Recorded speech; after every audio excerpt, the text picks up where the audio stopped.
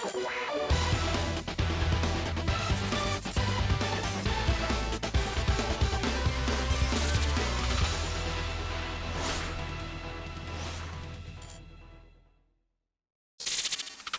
everyone, how are you doing? This is MD Tech here with another quick tutorial.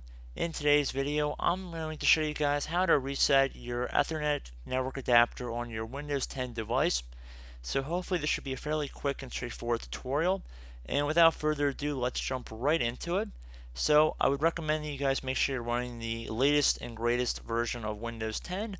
So I recommend opening up the Start menu, and you want to type in Settings. Best match should say Settings right above Trusted Microsoft Store app.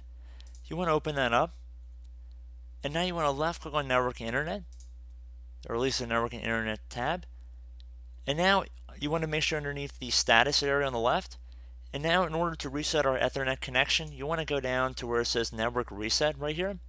So click on this hyperlink. It should say Network Reset, and it should read that this will remove, then reinstall all of your network adapters and set other networking components back to their original settings.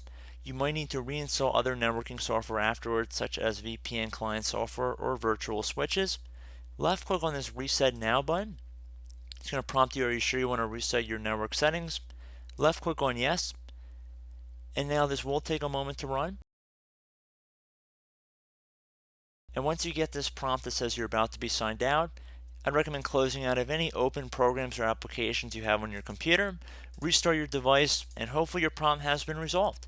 So as always, thank you guys for watching this brief tutorial. I do hope I was able to help you out, and I look forward to catching you all in the next tutorial. Goodbye.